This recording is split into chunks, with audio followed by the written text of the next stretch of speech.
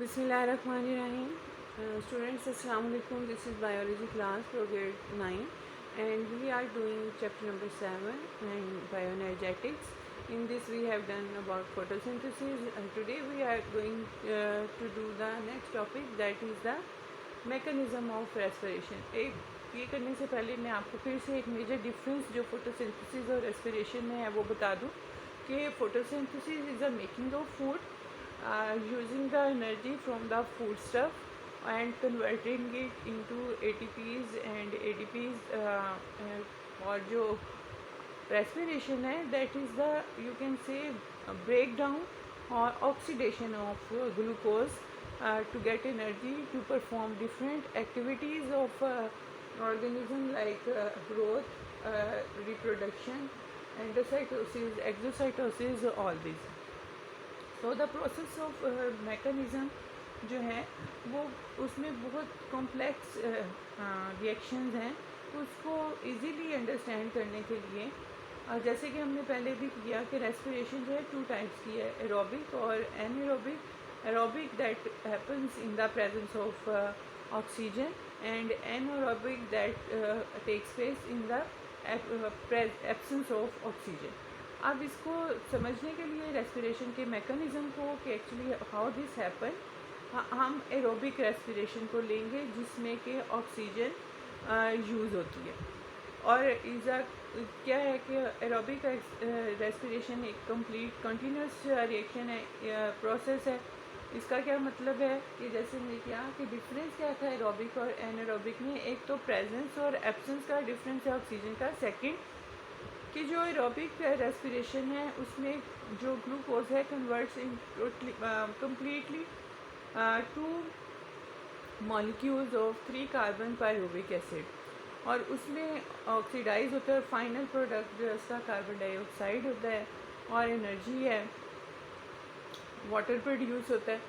लेकिन respiration anaerobic में complete oxidation नहीं होती ग्लूकोज की. पायरुविक एसिड फर्दर डिवाइड हो जाता है लैक्टिक एसिड में और दूसरा अल्कोहलिक जो हमने कल किया प्रीवियस उसमें किया था इथाइल अल्कोहल में.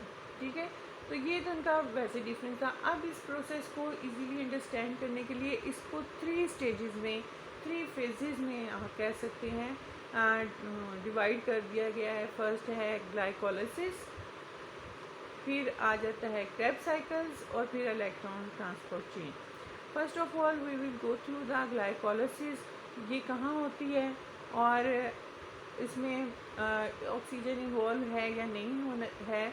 तो इसका फर्स्ट केस की अक्रेंस होती है साइटोप्लाज्म में ग्लाइकोलिसिस की, and oxygen is not involve in this stage. यहाँ पे अभी ऑक्सीजन का यूज़ नहीं है. That's why it occurs in both type of respiration, aerobic में भी और एनारोबिक में भी, क्योंकि इसमें ऑक्सीजन इज़ नॉट रिक्वायर्ड. और ग्लाइकोलिसिस में क्या होता है कि ग्लूकोज जो है 6 कार्बन कंपाउंड है, वो ब्रेक डाउन होता है into 2 molecule of pyruvic acid. आप जैसे माइंड रिवाइज करें कि जब हमने एरोबिक रेस्पिरेशन किया था उसमें फर्स्ट स्टेप भी यही था कि glucose converts into 2 molecules of pyruvic acid. तो इस प्रोसेस को, इस स्टेप को हम ग्लाइकोलिसिस कहते हैं. There is no need of oxygen in this step. It happens in cytoplasm, so you can say it can occur in both aerobic respiration में भी और एनारोबिक रेस्पिरेशन में. बेसिकली रेस्पिरेशन है क्या, break down of glucose. Next उसका जो step है और उसको आप अगर ग्लाइकोलिसिस को आप इक्वेशन के थ्रू अगर आप देखेंगे ग्लूकोज है, ठीक है, और ये कन्वर्ट होता है 2 पायरुविक एसिड में और इसके साथ ATP और NADH जो हैं वो बनते हैं. और NADH की जो है एब्रीविएशन है ये इसकी निकोटीन डायमाइड एनाडीन डाइन्यूक्लियोटाइड, और साथ उसके साथ एक हाइड्रोजन एटम जो है वो अटैच होता है. ये पायरुविक एसिड है और ये आप रिएक्शन को आप लिख सकते हैं और इससे ATPs बनते हैं और NADH. नेक्स्ट स्टेप उसमें क्रेब्स साइकिल का है.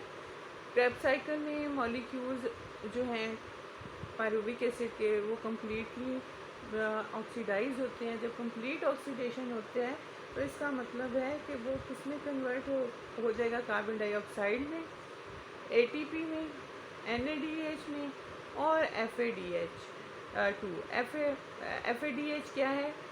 Flavin adenine dinucleotide. ये आपके साइड बॉक्स में रिटर्न है यहाँ पे। और ये कोएंजाइम है। और कोएंजाइम क्या होते हैं कि sometime enzyme can not work properly, they need another factor, उनको हम कोएंजाइम्स कहते हैं। और अगर वो टाइटली बॉन्ड हो तो ये प्रोस्थेटिक ग्रुप कहते हैं या कोएंजाइम कहते हैं। So,